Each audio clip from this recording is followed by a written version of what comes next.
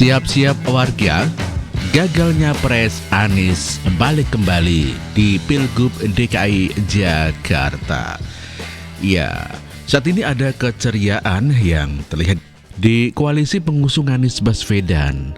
Diawali dengan pengumuman selesainya pembahasan soal calon wakil presiden yang telah lama dan akhirnya telah terpilih satu nama, dan katanya bakal diumumkan setelah Anies pulang dari melaksanakan haji.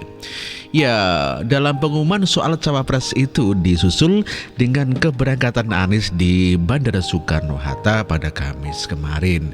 Keberangkatannya Anies untuk beribadah haji diantar dan dilepas oleh AHY.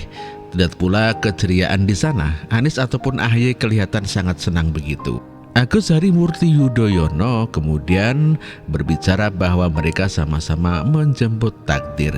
Walaupun ada petinggi Partai Demokrat yang membantah bahwa kegiatan AHY mengantar Anies Baswedan ke bandara itu tidak ada hubungannya soal calon wakil presiden, namun banyak yang melihat termasuk masyarakat bahwa kehadirannya dan perkataan Agus Harimurti Yudhoyono itu seakan memberikan sebuah sinyal kalau AHY yang akan terpilih sebagai calon wakil presidennya Anies Baswedan.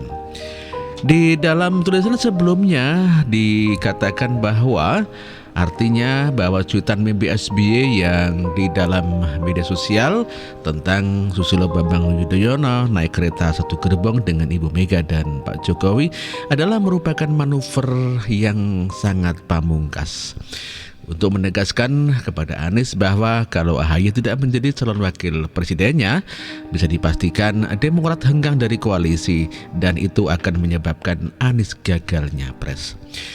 Maka pilihan paling sangat rasional bagi Anies ya milih AHY sebagai cawapresnya. Walaupun sejak awal Anies enggan memilih AHY sebagai calon wakil presiden, pastinya karena AHY sangat minim pengalaman kerja, sehingga sulit bagi Anies Baswedan untuk berharap dalam dua hal yang sangat penting. Bahwa Agus Harimurti Yudhoyono bisa saja menambah elektabilitas Anies dan AHY nantinya bisa membantu Anies di dalam menjalankan tugas sebagai presiden. Kalau beneran menang ya sulit buat Anies untuk mengharapkan AHY bisa membantu di kedua hal tadi. Dan bahkan tercium juga ada ketakutan di dalam diri Anies Baswedan jika menjadikan AHY sebagai calon wakil presiden.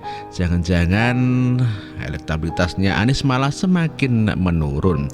Karena memang fakta di berbagai survei adalah bersama Ganjar dan Prabowo Subianto, Anies selalu dalam posisi bontot. Dengan angka yang semakin menurun, bahkan pernah dalam survei Denny JA terhadap beberapa wilayah yang punya jumlah massa pemilih terbanyak atau provinsi terbesar yakni Jawa Barat, Jawa Timur, dan Jateng, Sumut, dan Banten, jumlah pemilih di 5 provinsi telah lebih dari separuhnya total Indonesia. Sementara Ganjar dan Prabowo menang di sebagian wilayah. Anies disebut tidak menang di manapun alias nol saking turunnya elektabilitasnya. Kalau nanti bagaimana Anies berharap memenangkan pilihan presiden kalau berpasangan dengan Agus Harimurti Yudhoyono? Kalau tidak berpasangan dengan AHY, kemungkinan besar Demokrat akan keluar dari koalisi dan hasilnya sama, Anies Baswedan bakal gagalnya Pres. Ya, Anies tentunya pusing 7 keliling. Ya, dengan menipisnya kemungkinan Anies bisa memenangkan atau bahkan gagal maju dalam Pilpres 2024, ada lembaga survei Denny JA yang khusus membuat survei dengan tema jika Anies gagal mendapatkan tiket capres, diprediksi jika gagal majunya Pres dalam Pilpres 2024, Anies akan mencari jalan yang memungkinkan Anies untuk maju lagi dalam Pilpres di 2029. Dengan demikian, Anies mencari tempat di mana dia masih bisa mempertahankan elektabilitasnya, bisa mempertahankan eksistensi di mata masyarakat. Nah, Anies bisa saja masuk bursa calon wakil presiden. Tetapi rasanya tidak mungkin Ganjar ataupun Prabowo untuk memilih Anies Baswedan sebagai calon wakil presiden. Ya, pasti sudah punya capres sendiri ya masing-masing ya. Tapi tentunya ya tidak mungkinlah Ganjar ataupun Prabowo untuk memilih Anies sebagai calon wakil presidennya. Ya mereka masing-masing pasti sudah mempunyai calon wakil presidennya, atau mungkin Airlangga Hartarto. Mereka semua ini kan para calon presiden yang bakal melanjutkan program Presiden Jokowi, sementara Anies adalah antitesis yang tidak nyambung. Maka dengan demikian adalah Anies kembali bertarung di dalam Pilkada 2024 sebagai calon gubernur. Nah kalau balik di Pilgub DKI Jakarta 2024 nanti ya masih punya elektabilitas. Dalam survei INSN Anies disebut bersaing ketat dengan Tri Risma hari ini yang sekarang menjabat sebagai Mensos, dan Riza Patria mantan wakil gubernurnya, di mana Risma menempati posisi tertinggi, lalu Riza Patria kemudian Anies Baswedan. Sementara dalam survei yang dirilis Lembaga Indikator Politik, Anies bersaing dengan Ahok, Ridwan Kamil, Sandi Uno, dan Heru Budi Hartono, di mana Ahok menempati posisi yang pertama, lalu Ridwan Kamil dan Sandi Uno, Anies di nomor 4. Dalam survei lain, Lembaga Arus Survei Indonesia atau ASI, Anies menjadi calon gubernur yang paling populer, mengalahkan Heru Budi Hartono, Ahok, Anies Sandiaga Uno, dan Ridwan Kamil. Saingan Anies adalah selain nama tadi, saat ini namanya mulai menguat dalam Pilgub DKI Jakarta, yakni Wali Kota Solo Gibran Rakabuming Raka, yang memang disiapkan oleh PDIP sebagai salah satu kader potensial untuk maju dalam Pilkada DKI 2024. Dan kemudian dalam voting yang dijalankan oleh PSI, nama Gibran juga menempati posisi yang teratas sebagai Cagup DKI Jakarta dengan angka 39,04%. Kemudian PSI juga merupakan pilihan dari warga Jakarta sendiri. Berbicara soal warga Jakarta, ya silahkan siap-siap untuk nyambut kembali Anies di Pilkada DKI.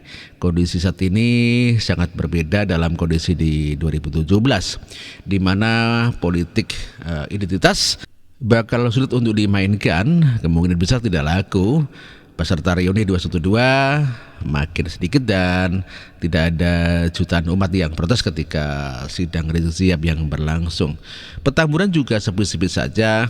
Warga DKI sudah tidak lagi ditakut-takuti dengan upaya kelompok 212 untuk memutihkan DKI Jakarta. Artinya Anies harus konsisten dengan apa yang sudah disampaikan selama berkampanye menjadi calon presiden, yakni rekam jejak. Dan tentunya rekam jejak menjadi batu sandungan Anies. Dari mengelarikan air ke laut melawan Sunatullah sampai janji Anies mendatangkan Juventus, Real Madrid, dan Barcelona untuk tanding di Stadion GS pada awal tahun 2022 yang akhirnya tidak jadi dan malah keduluan dengan Pak Erick Thohir yang mendatangkan juara Piala Dunia. Belum lagi soal indeks kebahagiaan warga DKI Jakarta yang turun sejak Anies menjabat sebagai gubernur. Kemudian angka putus sekolah di Jakarta yang tertinggi se-Indonesia. Kemudian angka kemiskinan naik selama Anies menjabat, bahkan ada data jumlah balita yang mengalami gizi buruk juga meningkat. Dan tentunya ada juga soal ratusan ribu warga Jakarta yang masih BAB sembarangan. Belum lagi soal pengangguran, rumah buat miskin warga yang sempat menjadi janji kampanye Anies, air bersih, utang buat bangun stadion GS, dan lainnya. Dengan kata lain, rekam jejak Anies malah tidak membantu. Jika Anies maju dalam Pilkada DKI, sebaiknya Anies mencari strategi lain ke umat 212. Biarlah Anies yang bikinin sajalah. Ya kura-kura memang juara. Demikian artikel ini disadur dari siwu.com dan ditulis oleh Nina Nur. Terima kasih.